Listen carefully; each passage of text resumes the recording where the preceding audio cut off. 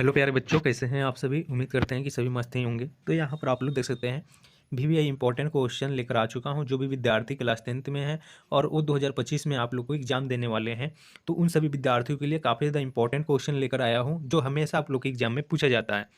और ये काफ़ी ज़्यादा इंपॉर्टेंट क्वेश्चन है। जिस प्रकार से आप लोगों को फाइनल एग्जाम में प्रश्न पूछे जाएंगे, उसी पर आधारित ये प्रश्न लेकर आया हूँ। और जितना क्वेश्चन यहाँ पर बताया जाएगा और उसी माध्यम से वहाँ पर क्वेश्चन उसी तरह से पूछा जाएगा। यहाँ पर आप लोग देख सकते हैं, आप लोग का फुल मार्क्स रहेगा 100 मार्क्स और एग्जाम टाइम रहेगा 3 घंटा 15 मिनट का। और टोटल क्वेश्चन रहेगा 100 + 6 बराबर 106। ठीक है, कुल प्रश्नों की संख्या यहाँ पर आप लोग देख सकते हैं। उसके बाद यहाँ पर परीक्षार्थी ओमार सीट पर उत्तर पत्रक पर अपना प्रश्न पुस्तिका क्रमांक 10 अंकों का अवश्य लिखें। ठीक है, इस प्रकार से कुछ आप लोग का परीक्षार्थियों के लिए निर्देश दिया रहेगा यहाँ पर। और उसके बाद में आप लोग का प्रश्न रहेगा। ठीक है, यहाँ पर सबसे पहले हम लोग खंड अ देखेंगे, वस्तुनिष्ठ प्रश्न।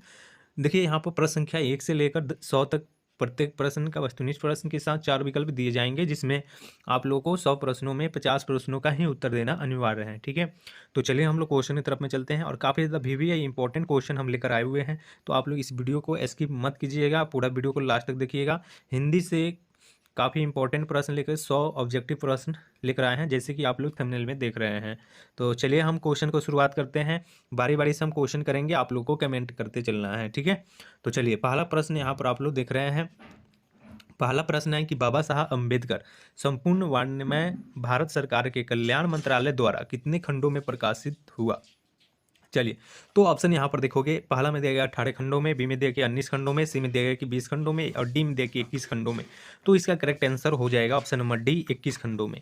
ठीक है, तो आप लोग इसको याद कीजिएगा। चलिए नेक्स्ट क्वेश्चन 2 नंबर दिया गया है कि बुद्ध, कबीर और ज्योतिषा फुले किसके चिंतन एवं रचनात्मकता के प्रेरक व्यक्ति रहे हैं। चलिए, तो इसका क्या आंसर होगा। ए में देखिए भीमराव अम्बेडकर के, बी में देखिए नलिनी बिलोचन शर्मा के, सी में देखिए अशोक वाजपेयी के और डी में देख सकते हैं आप लोग दिया गया है कि अमरकांत के। तो 2 का राइट आंसर हो जाएगा option number A, Bhimrao Ambedkar के। ठीक है, चलिए 3 नंबर क्वेश्चन यहाँ पर देखोगे, दिया गया कि काम तो कासू बापू का ही मालूम पड़ा है, इधर ही खेल रहे थे, यह किसने कहा। चलिए, तो एम देखिए अमला ने, बी में देखिए सोफर ने, सी में देखिए मुखजी साहब ने और सी डी में दिया गया यहाँ पर रजनी ने। चलिए, तो आंसर इसका बिल्कुल करेक्ट आंसर हो जाएगा ऑप्शन नंबर बी, यानी सोफर ने कहा था। ठीक है, चलिए नेक्स्ट क्वेश्चन 4 नंबर क्वेश्चन देखेंगे। देखें कि किसके लपक कर मदन को हाथों से उठा लिया। चलिए, एम देखिए सेन साहब ने, बी में देखिए कि सेन साहब की पत्नी ने और डी में सी में देखिए गिरधर ने और डी में देखिए कि गिरधर लाल की पत्नी ने। तो देखिए इसका राइट आंसर हो जाएगा ऑप्शन नंबर सी, गिरधर ने। चलिए नेक्स्ट क्वेश्चन 5 नंबर देखेंगे। देखिए कि मदन पड़ोसियों के अवरागत गर्द छोकरों के साथ क्या कर रहा था।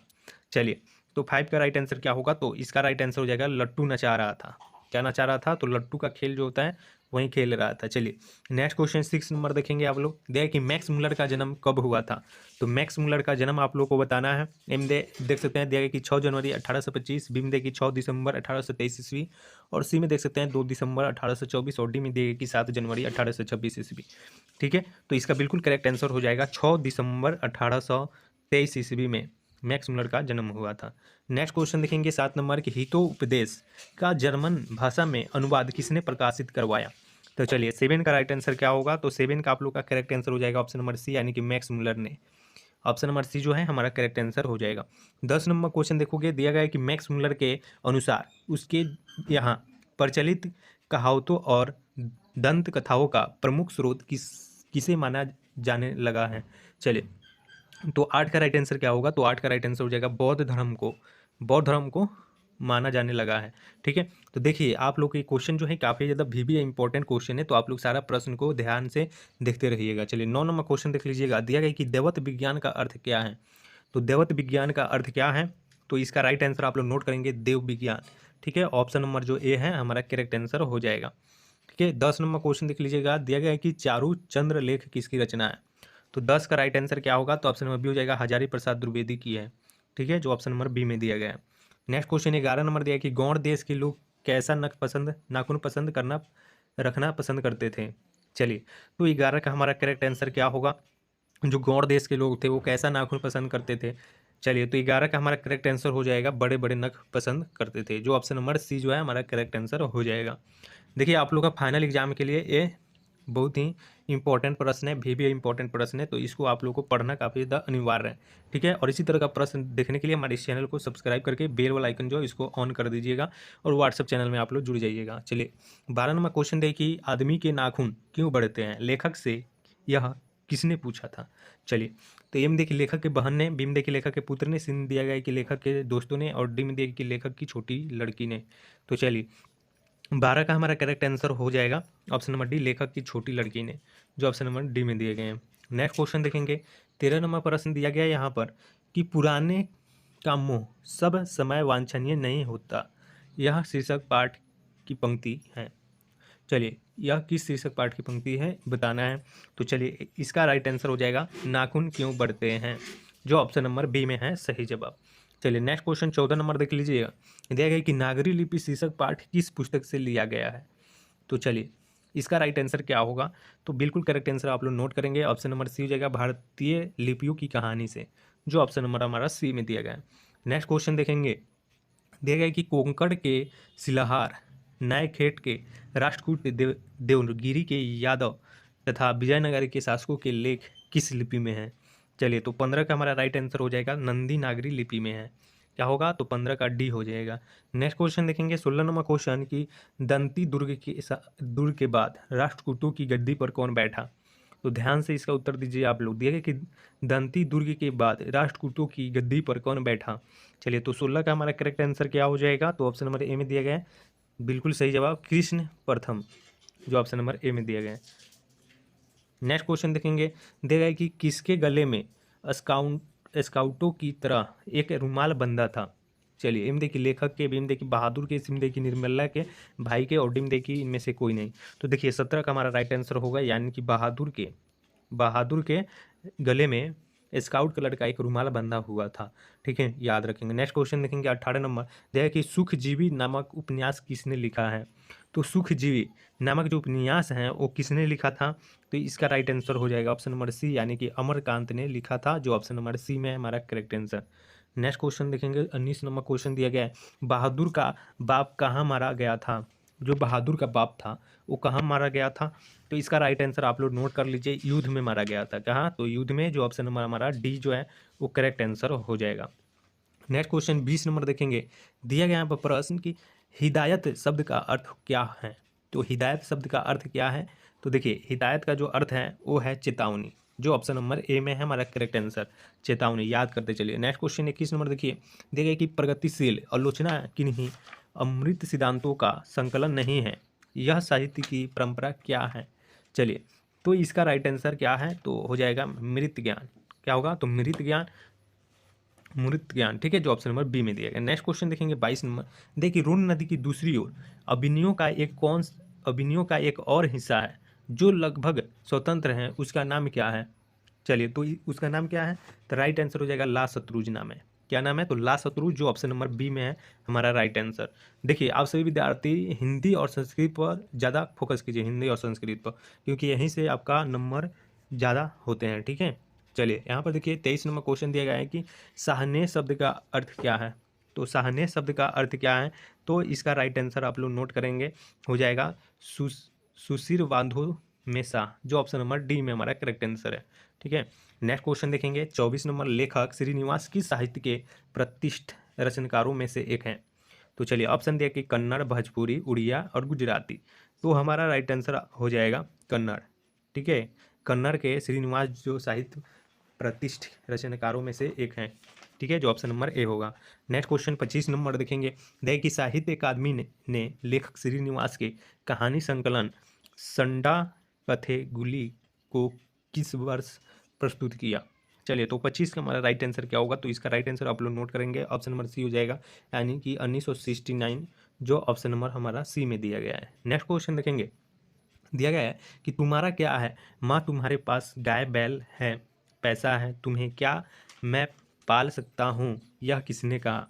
चलिए, तो ये किसने कहा था, तो इसका राइट आंसर आप लोग नोट कर लेंगे, ऑप्शन नंबर सी हो जाएगा मंगमा का बेटा, जो ऑप्शन नंबर सी में दिया गया है सही जवाब। नेक्स्ट क्वेश्चन देखेंगे, दिया गया है 27 नंबर प्रश्न, दिया है कि किस लेखक की कथा साहित्य में उड़ीसा का जीवन गहरी आंतरिकता के साथ प्रकट हुआ। चलिए, तो हमारा 27 का राइट आंसर क्या होगा, तो ऑप्शन नंबर डी हो जाएगा, सात सात कोड़ी होता, जो ऑप्शन नंबर डी में दिया गया हमारा राइट आंसर नोट कर लेंगे। चलिए 28 नंबर क्वेश्चन दिया गया कि लक्ष्मी किसके घर में काम करती थी। तो लक्ष्मी किसके घर में काम करती थी, तो हो जाएगा तहसीलदार के घर में, तहसीलदार के घर में काम करती थी, जो ऑप्शन नंबर ए में दिया गया है। नेक्स्ट क्वेश्चन दिया गया है 29 नंबर क्वेश्चन की ढहते विश्वास कहानी में लक्ष्मी के पड़ोस का पठाकू लड़का कौन था। चलिए तो 29 का आप लोग का राइट है क्या होगा, क्या बता रहे हैं, तो ऑप्शन नंबर डी बताइए, यानी श्याम। ठीक है, जो ऑप्शन नंबर डी में दिया गया। चलिए हम लोग देखेंगे 30 नंबर क्वेश्चन दिया गया है कि माँ शीर्षक पाठ के लेखक का नाम क्या है। चलिए तो 30 का राइट आंसर हो जाएगा ऑप्शन नंबर सी, ईश्वर पाटलिकर, जो ऑप्शन नंबर सी में दिया गया है। नेक्स्ट क्वेश्चन देखेंगे 31 नंबर। देखिए माँ जी लोगों को अस्पताल के लिए किसका उपमा देती थी, किसका उपमा देती थी, यानी देखिए घर की, झोपड़ी की, गौशालाओं की, और डी में दी गई कि कैद खाने की। तो इसका राइट आंसर आप लोग नोट कर लीजिएगा, गौशालों की, गौशालाओं की, ऑप्शन नंबर सी हमारा करेक्ट आंसर हो जाएगा। नेक्स्ट क्वेश्चन 32 नंबर देखिए कि पपाती के चारों ओर खड़े डॉक्टरों ने बारी बारी से आकर किसकी सहायता से उसकी आंखों के भीतरी भाग का परीक्षण किया। तो 32 का राइट आंसर आप लोग को बताना है। राइट आंसर हो जाएगा अर्थल मास्कोप से, क्या होगा, अर्थ मास्कोप से, ऑप्शन नंबर ए हो जाएगा हमारा सही जवाब। नेक्स्ट क्वेश्चन देखेंगे 33 नंबर दिया कि अरे अपनी अमीरी दिखाने के लिए रसम लाई भेजी है, क्या यह किसने कहा। अरे अपनी अमीरी दिखाने के लिए रसमलाई भेजी है क्या, यह किसने कहा। चलिए तो 33 का हमारा करेक्ट आंसर हो जाएगा, बिरजू की पत्नी पुष्पा ने कही है, जो ऑप्शन नंबर ए हमारा करेक्ट आंसर हो जाएगा। नेक्स्ट क्वेश्चन 34 नंबर देखेंगे, कि राम नाम बिनु बिरथे जगी जन्मा शीर्षक कविता के रचनाकार का नाम क्या है। चले तो 34 का हमारा करेक्ट आंसर हो जाएगा ऑप्शन नंबर सी, गुरु नानक हो जाएगा। ठीक है, ऑप्शन नंबर सी आप लोग याद रख लीजिए। नेक्स्ट क्वेश्चन चलिए आप लोग 35 नंबर देखिए, दिया गया कि आईनी शब्द का अर्थ क्या है। तो देखिए आईनी शब्द का अर्थ क्या होता है, तो देखिए ए में देखिए दीवार, बी में देखिए कि चबूतरा, सी में देखिए गृह, और डी में देखिए छत। तो देखिए आईनी शब्द का अर्थ होता है गृह, ऑप्शन नंबर सी जो आपका राइट आंसर हो जाएगा। नेक्स्ट क्वेश्चन देखेंगे 36 नंबर में कि वाणी कब 20 के समान हो जाती है। तो वाणी जो है वो कब 20 के समान हो जाती है, तो हो जाती है कब राम नाम के बिना, राम नाम के बिना वाणी जो है 20 के समान हो जाती है। इसका राइट आंसर सी हो जाएगा। नेक्स्ट क्वेश्चन देखेंगे 37 नंबर, दिया गया कि जो मन मानिक लौ गयो चीते चोर नंदनन, यह पंक्ति किस कविता से उद्धत है। चलिए तो 37 का राइट आंसर क्या होगा, तो 37 का राइट आंसर हो जाएगा प्रेम आईनी श्री राधिका, जो ऑप्शन नंबर ए में दिया गया है। देखिए जो मन मानिक लो गयो चितू चोर नंदनन, यह पंक्ति जो है प्रेम आईनी श्री राधिका से उद्दित है। ठीक है, चलिए नेक्स्ट क्वेश्चन दिया गया 38 नंबर कि स्वदेशी शीर्षक कविता के कवि का नाम क्या है। तो देखिए स्वदेशी शीर्षक कविता के कवि का जो नाम है वो क्या है, तो वो है बद्री नारायण चौधरी प्रेमघन, जो ऑप्शन नंबर सी में दिया गया है। चलिए नेक्स्ट क्वेश्चन देखेंगे 39 नंबर, निम्न में से कौन सी रचना बद्री नारायण चौधरी प्रेमघन की है। तो इसका राइट आंसर क्या होगा, तो राइट आंसर नोट कीजिएगा, जीर्ण जनपद, जो ऑप्शन नंबर डी में दिया गया है। नेक्स्ट क्वेश्चन दिया गया 39 नंबर कि स्वदेशी कविता किससे संकलित है। तो स्वदेशी कविता जो है वो किससे संकलित है, तो है प्रेमघन सर्वस्व से, प्रेमघन सर्वस्व से, जो ऑप्शन नंबर सी में दिया गया है। नेक्स्ट क्वेश्चन 41 नंबर देख लीजिए, दिया गया कि सुमित्रा नंदन पंत उत्तरांचल के किस जिले के रहने वाले थे। जो सुमित्रा नंदन पंत जी थे वो उत्तरांचल के किस जिले के रहने वाले थे। तो 41 का हमारा करेक्ट आंसर क्या होगा, तो राइट आंसर नोट कर लीजिए, ऑप्शन नंबर बी हो जाएगा अनमोडा, ऑप्शन नंबर बी जो है हमारा करेक्ट आंसर हो जाएगा। नेक्स्ट क्वेश्चन 42 नंबर देखिए कि भारत माता शीर्षक कविता किस काव्य कृति से ली गई है। जो भारत माता शीर्षक कविता है वो किस काव्य कृति से ली गई है। तो चलिए इसका राइट आंसर क्या होगा, तो हो जाएगा ग्राम्या से ली गई है। ठीक है, याद रखेंगे आप लोग सभी विद्यार्थी, ग्राम्या से ली गई है। और आप लोग एक बार सभी विद्यार्थी क्लास 10th का नोट्स लेने के लिए, इसका PDF लेने के लिए आप लोग को मैसेज करना है मेरा नंबर 6207032720 पर। ठीक है, तो इस पर आप लोग को मैसेज करना है और लिंक डिस्क्रिप्शन में दिया गया है, आप लोग जुड़ जाइएगा व्हाट्सअप चैनल का लिंक। ठीक है, चलिए तो हम लोग नेक्स्ट क्वेश्चन देखेंगे यहाँ पर 43 नंबर। जल्दी से आप सभी विद्यार्थी लाइक कर दीजिए इस वीडियो को, ज़्यादा से ज़्यादा जो भी विद्यार्थी दिख रहे हैं वो लाइक कर दीजिए एक बार। ठीक है, चलिए 43 नंबर क्वेश्चन दिया है कि कवि रामधारी सिंह दिनकर को किस रचना पर ज्ञानपीठ पुरस्कार प्राप्त हुआ। तो ये में देख सकते हैं प्रणभंग, और बिम देगा कि रेणुका, और सिम दे की हुंकार, और डिम देगा कि उर्वशी। तो राइट आंसर क्या होगा जल्दी से बताएंगे आप लोग। चलिए, तो इसका राइट आंसर हो जाएगा उर्वशी, जो ऑप्शन नंबर हमारा डी में दिया गया है। ठीक है, चलिए हम नेक्स्ट क्वेश्चन देखते हैं। यहाँ पर देखिए 44 नंबर क्वेश्चन दिया गया कि देवता कहीं सड़कों पर गिट्टी तोड़ रहे, देवता मिलेंगे खेतों में खलिहानों में, यह पंक्ति किस कविता से ली गई है। तो चलिए इसका राइट आंसर आप लोग का हो जाएगा जनतंत्र के जन्म, जो ऑप्शन नंबर बी में दिया गया है। ठीक है, चलिए नेक्स्ट क्वेश्चन 45 नंबर देखेंगे। दिया गया कि निम्नलिखित में सच्चिदानंद हीरानंद बस्यान अज्ञे की कविता कौन है। तो 45 का आप लोग इसका राइट आंसर बताएंगे तो हो जाएगा हिरोशिमा। चलिए, तो ऑप्शन नंबर डी जो हमारा करेक्ट आंसर हो जाएगा। नेक्स्ट क्वेश्चन देखेंगे 46 नंबर। दिया गया कुंवर नारायण रचित इन दिनों साहित्य की कौन सी विद्या है। तो चलिए 46 का राइट आंसर क्या होगा, तो हो जाएगा काव्य संग्रह, जो ऑप्शन नंबर ए में दिया गया है। चलिए 47 नंबर क्वेश्चन देखेंगे। दिया गया कि मेरी नींद के दौरान कुछ इंच बढ़ गए पेड़, यह पंक्ति किस कविता की है। तो चलिए 47 का राइट आंसर हो जाएंगे हमारी नींद कविता की। ठीक है, जो ऑप्शन नंबर बी में दिया गया है। नेक्स्ट क्वेश्चन दिया गया 48 नंबर कि कवित्री अनामिका के पिता का क्या नाम था। ठीक है, तो कवित्री अनामिका के पिता का क्या नाम था। तो राइट आंसर नोट करेंगे, हो जाएंगे श्यामानंद किशोर। श्यामानंद किशोर नाम था कवित्री अनामिका के पिताजी का। तो आप लोग इसको नोट कर लीजिएगा। ठीक है, और देखिए एक और क्वेश्चन आता है कि कवि का स्त्रीलिंग रूप क्या होता है। तो कवि का स्त्रीलिंग रूप होता है कवित्री। तो आप लोग नोट याद रखेंगे कवित्री कैसा लिखा जाता है। तो कवित्री इस प्रकार से आप लोग देख लीजिए, राइट आंसर होगा इसका। ठीक है, चलिए नेक्स्ट क्वेश्चन देखेंगे 49 नंबर देख लीजिए। दिया गया कि अनुष्टुप किसकी रचना है। अनुष्टुप किसकी रचना है। तो इसका राइट आंसर हो जाएगा सुमित्रानंदन पंत की रचना है। ठीक है, जो ऑप्शन नंबर बी में दिया गया।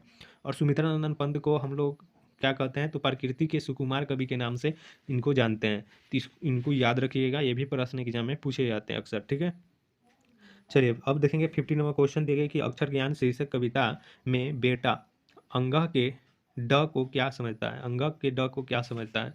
तो देखिए एम दिया गया है, ध्यान से देखिएगा, बहन, और बिमडे की बेटी, सिंधे की माँ, और डिमडे की दादी।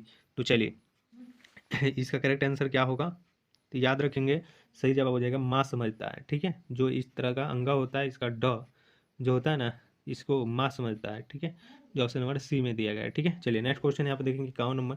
देखिए झारा झारा पालक झारा पालक साहित्य की कौन सी विद्या है। तो चलिए इसका राइट आंसर क्या होगा, तो करेक्ट आंसर याद रखेंगे कहानी, ऑप्शन नंबर ए में दिया गया है। नेक्स्ट क्वेश्चन देखिए 52 नंबर क्वेश्चन कि मेरे बिना तुम प्रभु शीर्षक कविता किस कविता संकलन से ली गई है। तो 52 का राइट आंसर क्या हो जाएगा, तो हो जाएगा देशांतर।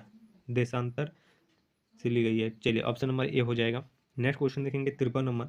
देखिए कि जब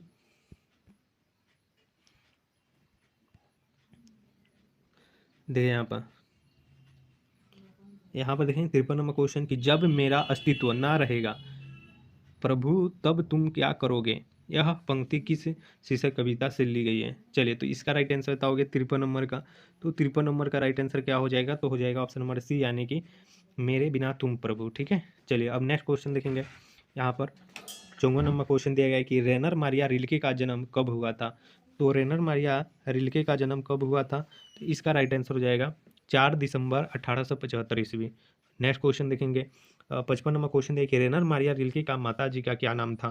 तो रेनर मारिया रिल्के का माता जी का जो नाम था वो था सोफिया। याद रखेंगे ऑप्शन नंबर ए हो जाएगा सोफिया। ठीक है, चलिए तो ऑप्शन नंबर ए आप लोग नोट कीजिए। नेक्स्ट क्वेश्चन देखेंगे 56 नंबर क्वेश्चन दिया गया कि हिंदी में स्वर वर्णों की संख्या कितनी होती है।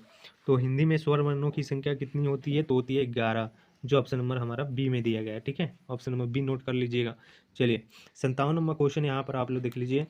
दिया गया है कि निम्न में से दीर्घु व्यंजन कौन है। तो दीर्घु व्यंजन पूछा जा रहा है, तो इसका राइट आंसर हो जाएगा यहाँ पर ऑप्शन नंबर बी हो जाएगा। चलिए नेक्स्ट क्वेश्चन देखेंगे 58 नंबर क्वेश्चन दिया गया है कि योग ना होने पर भी जो साथ रहे उसे क्या कहते हैं। देखिए एग्जाम में इसी तरह का प्रश्न पूछा जाएगा, इसीलिए आप लोग वीडियो को स्किप मत कीजिए, वीडियो को पूरा देखते रहिए, थोड़ा मेहनत कीजिएगा आप लोग भी, तो भी अच्छा नंबर आ पाएगा। ठीक है, चलिए तो देखिए 58 नंबर क्वेश्चन है कि योग ना होने पर भी जो साथ रहे उसे क्या कहते हैं। तो 58 का करेक्ट आंसर हो जाएगा अयोग वाह, अयोग वाह। चलिए ऑप्शन नंबर सी हो जाएगा। नेक्स्ट क्वेश्चन देखेंगे 59 नंबर क्वेश्चन दिया गया है कि त का उच्चारण स्थान क्या है। त कहकर आप देखिए इसका उच्चारण स्थान क्या आ रहा है, तो इसका राइट आंसर हो जाएगा दंत। ठीक है, दंत से उच्चारण स्थान आ रहा है, ठीक है, option number B. Next question देखिए, 60 नंबर दिया गया है कि निम्न में अघोष वर्ण कौन है। चलिए, तो अघोष वर्ण पूछे जा रहा है, तो इसका राइट आंसर क्या हो जाएगा, तो ऑप्शन नंबर सी हो जाएगा त। देखिए, हम व्याकरण से कुछ इंपॉर्टेंट क्वेश्चन नोट्स बनाए हैं, तो नोट्स लेने के लिए आप लोग व्हाट्सएप ग्रुप में जल्दी से ज्वाइन कर लीजिए, व्हाट्सएप चैनल में, तो आप लोग को मिल जाएगा वहाँ पर। काफ़ी शानदार नोट्स बनाया गया है सभी से, ठीक है, व्याकरण से। चलिए, 61 नंबर क्वेश्चन दिया गया है कि एक ही ध्वनि जब द्वितीय हो जाए तब वह कौन ध्वनि कहलाती है। तो 61 का राइट आंसर क्या हो जाएगा ऑप्शन नंबर बी, यानी कि युग्मक ध्वनियाँ। एक ही ध्वनि जब द्वित्व हो जाए तब वो कौन सी ध्वनि कहलाती है, तो युग्मक ध्वनि कहलाती है। नेक्स्ट क्वेश्चन देखेंगे, 62 नंबर दिया गया कि शयन शब्द का संधि विच्छेद क्या है। तो देखिए, शयन शब्द का संधि विच्छेद होता है से जोड़ अन। क्या होगा, तो से जोड़ अन कहाँ पर दिया गया है, तो ऑप्शन नंबर आप लोग का बी में दिया गया है सही जवाब। नेक्स्ट क्वेश्चन देखेंगे, 63 नंबर क्वेश्चन, निम्न में से अशुद्ध शब्द कौन है। तो अशुद्ध शब्द आप लोग को पहचानना है, तो इसका करेक्ट आंसर आप लोग का इसका राइट आंसर हो जाएगा जयोत्सना। जयोत्सना जो है एक अशुद्ध शब्द है। और देखिए, तालाब शुद्ध लिखा है, दीपिका शुद्ध लिखा है, प्रज्वलित शुद्ध लिखा है, लेकिन जयोत्सना जो है ये अशुद्ध लिखा हुआ है, इसीलिए हमारा राइट आंसर सी हो जाएगा। नेक्स्ट क्वेश्चन देखेंगे, 64 नंबर दिया गया कि निम्नलिखित चिन्हों में अल्प विराम चिन्ह कौन है। तो अल्प विराम चिन्ह पूछा जा रहा है, तो चलिए इसका करेक्ट आंसर हो जाएगा अल्प विराम चिन्ह ऐसा होता है, ठीक है, जो ऑप्शन नंबर डी में दिया गया है, ठीक है। अब हम नेक्स्ट क्वेश्चन 65 नंबर देखते हैं, दिया गया कि स्वर संधि के कितने भेद होते हैं। तो चलिए, स्वर संधि के कितने भेद होते हैं, तो 5 भेद होते हैं, तो इसका राइट आंसर ए हो जाएगा, ठीक है, option number A. Next question देखेंगे, दिया गया है कि निम्न में से जातिवाचक संज्ञा कौन है। तो जाति को वाचक संज्ञा पूछा जा रहा है आप लोगों से, तो देखिए 66 का करेक्ट आंसर क्या हो जाएगा, तो हो जाएगा ऑप्शन नंबर बी, यानी कि नदी।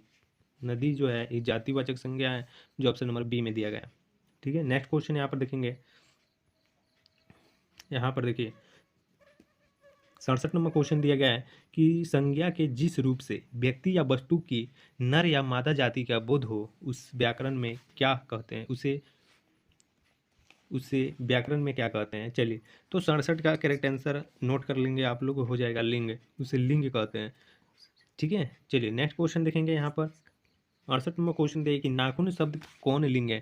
तो देखिए, नाखून जो शब्द है, हिम देखिए स्त्रीलिंग, उभयलिंग, पुल्लिंग और डिम देखिए इनमें से कोई नहीं। तो देखिए 68 का करेक्ट आंसर हो जाएगा, नोट कर लीजिए, पुल्लिंग हो जाएगा, जो ऑप्शन सी में दिया गया है, ठीक है। चलिए, नेक्स्ट क्वेश्चन देखेंगे, 69 नंबर क्वेश्चन देखिए कि निम्न में तत्सम शब्द कौन है। तो तत्सम शब्द पूछा जा रहा है, इम देखिए नाक, जीभ, नीम और टिम देखिए ओठ। चलिए, तो 69 का राइट आंसर हो जाएगा ओष्ठ, ठीक है, option number D. Next question 50 number question, 70 number question देखेंगे। चलिए, 70 नंबर क्वेश्चन ध्यान दीजिएगा, दिया गया है कि प्रियतम शब्द का स्त्रीलिंग रूप क्या है। तो प्रियतम शब्द का स्त्रीलिंग रूप क्या है, देखिए प्रियतमा, बिम देखिए प्रियतमी और सी में दिया गया है कि प्रियतमानी और डिम देखिए इनमें से कोई नहीं। तो चलिए, तो इसका करेक्ट आंसर नोट कर लीजिएगा, राइट आंसर हो जाएगा प्रियतमा, ऑप्शन नंबर ए हो जाएगा, ठीक है। चलिए, नेक्स्ट क्वेश्चन देखेंगे, 71 नंबर दिया कि साधुओं की संगति से बुद्धि सुधरती है, यह यहाँ से किस कारक का उदाहरण है। से जो है यहाँ जो से है ना, वो किस कारक का उदाहरण है। तो चलिए, हम देखिए संप्रदान कारक का, बिम देखिए करण कारक का, सी में दिया गया कि प्रदान कारक का और डिम देखिए संबंध कारक का। चलिए, तो इसका राइट आंसर हो जाएगा करण कारक का, क्योंकि होता है कर्ता ने कर्म को करण से होता है ना, और यहाँ पर से ही पूछा है, तो ये इसका राइट आंसर बी हो जाएगा, तो नोट कीजिए, याद कीजिए। चलिए, 72 नंबर क्वेश्चन दिया गया है कि हिंदी में कुल कितने सर्वनाम है। तो हिंदी में लास्ट में बताइएगा आप लोग कि 100 क्वेश्चन में आप लोग कितना क्वेश्चन जानते थे और कितना नया क्वेश्चन मिला है, और जितना नया क्वेश्चन मिला है आप लोगों को, तो सारा प्रश्न को याद कर लीजिएगा इसी वीडियो में, ठीक है, याद कर लीजिएगा, क्योंकि आपका ही फायदा होगा। चलिए, 72 नंबर क्वेश्चन देखिए, हिंदी में कुल कितने सर्वनाम है। तो हिंदी में कुल कितने सर्वनाम है, तो वो है 11। कितने हैं, तो 11 है, इसका right answer option number C हो जाएगा, ठीक है। चलिए, नेक्स्ट क्वेश्चन देखेंगे, 73 नंबर क्वेश्चन देखिए, जिन क्रियाओं का व्यापार और फल कर्ता पर हो वे कहलाती है। तो एम देगी सकर्मक क्रिया, संयुक्त क्रिया, सी में देगा कि द्विकर्मक क्रिया और डिम देगी अकर्मक क्रिया। तो करेक्ट आंसर नोट कीजिए, हो जाएगा अकर्मक क्रिया, ऑप्शन नंबर डी। जिसका व्यापार और फल कर्ता पर होता है उसे हम लोग अकर्मक क्रिया कहते हैं। नेक्स्ट क्वेश्चन 74 नंबर देख लीजिए, इसका बताइए आंसर दिया गया है यहाँ पर कि मैं घड़ा भरता हूँ, मैं घड़ा भरता हूँ, यह किस क्रिया का उदाहरण है। तो मैं घड़ा भरता हूँ ये किस क्रिया का उदाहरण है, तो हो जाएगा सकर्मक क्रिया का। ठीक है, option number A right answer. Next question देखेंगे 75 नंबर की, भूतकाल के कितने भेद होते हैं। तो चलिए, भूतकाल के कितने भेद होते हैं, तो इसका राइट आंसर क्या हो जाएगा, तो देगा 6। 6 भेद होते हैं, option number B right answer हो जाएगा। नेक्स्ट क्वेश्चन देखेंगे 76 नंबर, उत्पत्ति की दृष्टि से शब्द के कितने भेद हैं, उत्पत्ति की दृष्टि से। तो चलिए 76 का राइट आंसर आप लोग नोट कीजिए, ऑप्शन नंबर सी हो जाएगा 4। 4 भेद होते हैं। नेक्स्ट क्वेश्चन देखेंगे यहाँ पर 77 नंबर, देखिए कि घोटक शब्द क्या है। घोटक शब्द क्या है, तो इम देखी तद्भव, बिम देखी तत्सम, सिम देखी देशज और डिम देखी विदेशज, विदेशी। चलिए तो 77 का राइट आंसर नोट कर लीजिए, हो जाएगा तत्सम। क्या हो जाएगा, तत्सम, जो इसका right answer option number B हो जाएगा। ठीक है, चलिए 78 नंबर क्वेश्चन देखेंगे आप लोग। दिया गया है कि एक मात्रिक शब्द स्वरों की संख्या कितनी है, एक मात्रिक स्वरों की संख्या। चलिए तो ए में दिया है कि 2, बी में 3, सी में 4 और डी में 5 दिया गया है। ठीक है, तो इसका आंसर हो जाएगा 4। ठीक है, 4। चलिए, एक मात्रिक स्वरों की संख्या 4 होता है। 79 नंबर क्वेश्चन देखेंगे, वह शब्दांश जो किसी शब्द के अंत में जोड़ा जाता है क्या कहलाता है। वह शब्दांश जो किसी शब्द के अंत में जोड़ा जाता है उसे प्रत्यय कहते हैं, और जो शब्द के आगे जोड़ा जाता है उसे उपसर्ग कहते हैं। ठीक है, तो याद रखिएगा, प्रश्न में पूछा गया है कि जो शब्द के अंत में जोड़ा जाता है उसे हम लोग उपसर्ग कहते हैं, तो इसका राइट आंसर ऑप्शन बी हो जाएगा। ठीक है, 79 का। चलिए नेक्स्ट क्वेश्चन 80 नंबर क्वेश्चन देंगे, निम्न में से देशज शब्द कौन है। तो देशज शब्द पहचानना है, तो हो जाएगा चिड़िया। चिड़िया जो है ये देशज शब्द है, चिड़िया जो है वो देशज शब्द है। ठीक है, ऑप्शन नंबर ए हो जाएगा, सी हो जाएगा। चलिए नेक्स्ट क्वेश्चन 81 यानी 81 नंबर क्वेश्चन देखेंगे। देखिए कि उपनिवेश शब्द में उपसर्ग क्या है। तो उपनिवेश में उपसर्ग क्या है, तो उप है। क्या है, तो उप। तो इसका राइट आंसर हो जाएगा ऑप्शन नंबर डी। देखिए उपसर्ग में जो होता है ना, वो शब्दांश में आगे जोड़ा जाता है उपसर्ग में। तो उप जो है इसका आगे क्या है, तो उप है उपनिवेश में, तो ऑप्शन नंबर डी हो जाएगा। चलिए नेक्स्ट क्वेश्चन देखेंगे 82 नंबर क्वेश्चन, बोली शब्द में प्रत्यय क्या है। तो बोली शब्द में प्रत्यय क्या है, तो ई प्रत्यय है। क्या है, तो ई, जो ऑप्शन नंबर ए हो जाएगा। देखिए बोली ई आ रहा है ना अंतिम में, तो ऑप्शन नंबर डी हो जाएगा, सॉरी ए हो जाएगा। चलिए नेक्स्ट क्वेश्चन 83 नंबर क्वेश्चन देखेंगे। देखिए कि निश्चय शब्द का विशेषण क्या है। तो निश्चय का विशेषण क्या होगा, चलिए ऑप्शन देखते हैं। दिया गया कि निस्तेज, बीम देगी कि निश्चित, निश्चित दिया है ना। चलिए और सिम देखिए निश्चयती। चलिए तो इसका राइट आंसर क्या हो जाएगा, तो चलिए बिल्कुल सही जवाब हो जाएगा ऑप्शन नंबर बी, निश्चित। ऑप्शन नंबर बी, निश्चय का विशेषण होता है निश्चित। चलिए 84 नंबर प्रश्न देखेंगे। देखिए दिया गया है कि प्रतिदिन शब्द में समास है। तो प्रतिदिन समय में प्रतिदिन समास शब्द में समास है। चलिए तो 84 का हमारा करेक्ट आंसर क्या हो जाएगा, तो याद रखेंगे हो जाएगा अव्ययी समास हो जाएगा, जो ऑप्शन नंबर ए में दिए गए प्रतिदिन। चलिए नेक्स्ट क्वेश्चन देखेंगे 85 नंबर, किसी ना किसी तरह यह किस पदबंध का उदाहरण है। चलिए तो 85 का राइट आंसर क्या हो जाएगा, तो याद रखेंगे हो जाएगा विशेषण पदबंध। ठीक है, किसी न किसी तरह। चलिए ऑप्शन नंबर ए बी हो जाएगा। 86 नंबर क्वेश्चन देख लीजिए दिया, एक बार आप लोग लाइक कर दीजिए इस वीडियो को, सब्सक्राइब भी कर दीजिएगा। चलिए नेक्स्ट क्वेश्चन देख लीजिए 86 नंबर, मैंने भोजन नहीं किया इसीलिए मेरी भूख नहीं मिटी, यह किस वाक्य का उदाहरण है। चलिए तो इसका करेक्ट आंसर क्या हो जाएगा, तो हो जाएगा संयुक्त वाक्य, जो ऑप्शन नंबर ए में दिया गया है। नेक्स्ट क्वेश्चन देखेंगे, देखेंगे कि चांद पर थूकना, चांद पर थूकना मुहावरे का अर्थ है। तो चांद पर थूकना मुहावरे का अर्थ क्या होगा, तो जाएगा व्यर्थ निंदा, व्यर्थ निंदा हो जाएगा, ऑप्शन नंबर सी हो जाएगा। चलिए नेक्स्ट क्वेश्चन दिया गया कि सुभल शब्द का विलोम क्या होगा। सुभल शब्द का विलोम क्या होगा, इमदे की संयोग, बिमदे की तरल, सिमदे की सम्मान और डिमदे की दुर्लभ। तो इसका राइट आंसर हो जाएगा दुर्लभ, सुलभ का विलोम होगा दुर्लभ, option number D. Next question दिया गया 89 नंबर की, तालाब शब्द का प्रवाची शब्द क्या है। तालाब शब्द का प्रवाची क्या होगा, तो 89 का राइट आंसर डी हो जाएगा, यानी कि तड़ाक, तड़ाक हो जाएगा, जो ऑप्शन नंबर डी में दिए गए हैं। ठीक है, चलिए 90 नंबर क्वेश्चन दिया कि निम्नलिखित शब्दों में अशुद्ध शब्द कौन है। अशुद्ध शब्द पहचानना है, तो इसका राइट आंसर ए हो जाएगा उज्ज्वल, उज्ज्वल हो जाएगा, जो ऑप्शन नंबर ए में दिया गया है। नेक्स्ट क्वेश्चन देखेंगे। नेक्स्ट क्वेश्चन आप लोग बताइए, दिया गया है कि निम्नलिखित वाक्यों में अशुद्ध वाक्य कौन है। अशुद्ध वाक्य पूछा जा रहा है। चलिए तो यहाँ पर हम लोग पढ़ेंगे। एम दे कि उसने जल्दी घर जाना था, बी में देगी कि उसके रहन सहन का स्तर ऊंचा है, सिम देगी कि सड़कों को चौड़ा करना जरूरी है, और डिम देगी वह उत्तीर्ण हो गया। तो देखिए इसका राइट आंसर हो जाएगा उसने जल्दी घर जाना था। यहाँ पे उसने लिखा ना, उसको लिखता तो सही हो जाता, ठीक है। तो मतलब शुद्ध हो जाता, तो ए अशुद्ध है, ठीक है। ऑप्शन नंबर ए जो हमारा करेक्ट आंसर हो जाएगा। चलिए नेक्स्ट क्वेश्चन देखेंगे। 92 नंबर क्वेश्चन दिया गया है कि उद्योग शब्द का संधि विच्छेद कौन है। तो उद्योग का सही संधि विच्छेद आप लोग को बताना है। तो इसका राइट आंसर हो जाएगा उत प्लस योग, उद्योग हो जाता है, उत प्लस योग उद्योग। तो राइट आंसर क्या हो जाएगा, ऑप्शन नंबर बी। चलिए नेक्स्ट क्वेश्चन देखेंगे। दिया गया यहाँ पर कि स के उच्चारण में जिह्वा किसे स्पर्श करती है। स के उच्चारण में जिह्वा किसे स्पर्श करती है, मुर्दा को, ओठ को, या फिर तालु को, या फिर दंत। यानी कि स बोलने पर आपका जो जीभ है वो किसको स्पर्श करती है।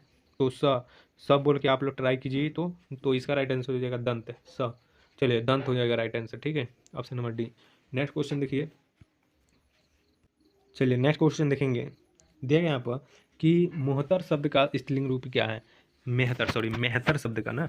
चलिए तो मेहतर शब्द का स्त्रीलिंग रूप क्या होता है। तो ए में देगा कि मेहतराइन, बी में देगा कि मेहतर नईन, सी में देगा कि मेहतरीन, और डी में देगा कि मेहतरानी। चलिए तो इसका राइट आंसर क्या हो जाएगा, तो मेहतरानी हो जाएगा, मेहतरानी, ऑप्शन नंबर डी। चलिए अब नेक्स्ट क्वेश्चन देखेंगे। 95 नंबर दिया गया कि अंधी पीसी कुत्ता खाए, आंधी पीसे कुत्ता खाए, लोकोक्ति का अर्थ क्या है। तो चलिए तो 95 का राइट आंसर आप लोग नोट करेंगे। मूर्ख की कमाई दूसरे ही खाते हैं। तो इसका राइट आंसर सी हो जाएंगे। चलिए नेक्स्ट क्वेश्चन देखेंगे। 96 नंबर, यह कोई नया काम नहीं है, यह किस सर्वनाम का उदाहरण है। तो देखिए यह कोई नया काम नहीं है, इसका राइट आंसर क्या हो जाएगा, तो हो जाएगा निश्चयवाचक सर्वनाम का, option number D. Next question देखेंगे कि मोहन खाता है, यह किस कारक का उदाहरण है। तो मोहन खाता है यह जो है कर्ता कारक का उदाहरण है, ऑप्शन नंबर ए हो जाएगा। नेक्स्ट क्वेश्चन 98 नंबर क्वेश्चन है कि चादर शब्द कौन लिंग है। चादर जो शब्द है वो कौन सा लिंग है। चलिए तो इसका आंसर क्या होगा, तो हो जाएगा स्त्रीलिंग, option number B. Next question देखेंगे 99 नंबर। देखिए कि चौ का उच्चारण स्थान क्या है। चौ का उच्चारण स्थान क्या है, तो चौ का उच्चारण स्थान तालु हो जाएगा, ठीक है, option number C. Next question दिया गया कि अ ई उ ये कौन स्वर है, चलिए बताएंगे। तो इसका राइट आंसर हो जाएगा, लास्ट 100 नंबर क्वेश्चन है, हो जाएगा ह्रस्व स्वर का, जो ऑप्शन नंबर ए में दिया गया है, ठीक है। तो चलिए मैं आप सभी को 100 प्रश्नों को थंबनेल में बताया था कि 100 प्रश्न आप लोगों को बताया जाएगा इस वीडियो में, और 100 प्रश्न बता दिए आप लोगों को, और 100 प्रश्न ही आप लोगों को हिंदी में ऑब्जेक्टिव में आएगा फाइनल एग्जाम में आप लोगों को। तो सारा प्रश्न आप लोग रिवाइज कर लीजिएगा, ठीक है। जो विद्यार्थी अभी तक मेरे व्हाट्सएप ग्रुप में नहीं ज्वाइन किए हैं तो जल्दी से ज्वाइन कर लीजिए, लिंक डिस्क्रिप्शन में दिया गया, या फिर मेरा नंबर है 62 070 32 820। तो इस नंबर पर भी मैसेज करके आप लोग जुड़ सकते हैं, जिसको PDF चाहिए वो भी ले सकते हैं, ठीक है। नेक्स्ट वीडियो में आप लोग को सब्जेक्टिव क्वेश्चंस कराया जाएगा, ठीक है। तो चलिए हम मिलते हैं नेक्स्ट वीडियो में, तब तक के लिए जय हिंद दोस्तों, टेक केयर, अपना ख्याल रखिएगा, और इस वीडियो को ज़्यादा से ज़्यादा लाइक और शेयर कर दीजिएगा। जो भी विद्यार्थी 10th क्लास में उनके पास ये वीडियो जाना चाहिए, ठीक है, ताकि ये सारा इंपॉर्टेंट क्वेश्चन है उन सभी को याद करना होगा, ठीक है। चलिए थैंक यू, मिलते हैं नेक्स्ट वीडियो में, तब तक के लिए जय हिंद दोस्तों।